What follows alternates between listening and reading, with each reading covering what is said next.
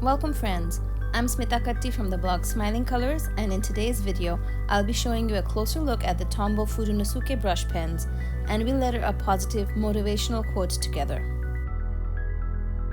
I have 3 Fudenosuke brush pens here. The one on my rightmost, this is the twin tip. It has a black tip as well as a gray tip. Between the hard tip and the soft tip, it's actually difficult to find out which is which because the packaging is all written in Japanese. The one in my right hand has a bluish tinge. If you see, the pen barrel has a slight bluish tinge, and that is the Fudenosuke hard tip pen. So the gray barrel pen is the twin tip pen, which is easily identifiable. For the soft tip pen, if you turn the pen around, you'll be able to see the 2 letters here. It says WSBS. So the S in that stands for the soft tip. The hard tip has a H in it instead, so you have WSBH. So I'll quickly write and show with both the tips of the twin tip pen here. Now these smaller brush pens are great for beginners as the brush tip is really small, easy to control, and very nice to learn the basic strokes with. So if you press down the tip, you'll get a nice thick line, but while going upwards, if you press it very lightly, you can get a thin upstroke. This is the reason why these small brush pens are so nice to use. The Fudenosuke brush pen with the soft tip is great to create thicker downstrokes. Since the tip is softer, it's easier to push it down, and you create a nice dramatic downstroke for this. In comparison, when you use the hard tip brush, you'll realize that you need to apply a little extra pressure to get the downstrokes the way you want it, but the upstrokes are always super thin. So the hard tip pen was my favorite to begin lettering with because I was able to get those thin upstrokes, which was really hard for me in the beginning.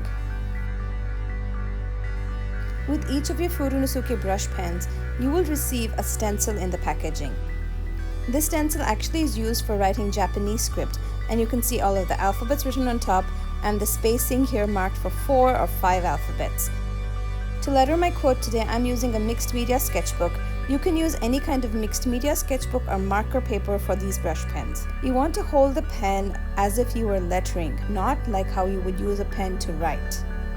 So my wrist would be in this position to write with a normal pen, but when I am hand lettering, I rest my wrist onto the paper and my pen barrel is almost parallel to the notebook that I'm going to letter in. Today I'm using the Fudenosuke brush pen with the hard tip, and I'm going to be lettering a quote here.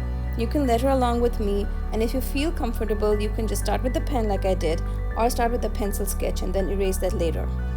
The way I start a quote is that I just choose a center-ish, and then I start with the first 2 words, and then I pause and I evaluate how much space I have and what are the next words.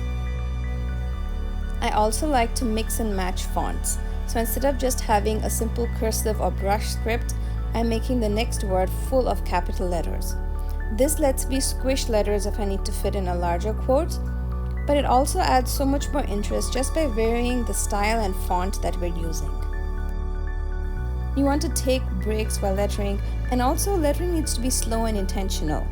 Sometimes when I'm not sure of where I want the letter to be or where I want the next word to be, I just leave some space in between and I letter the next word.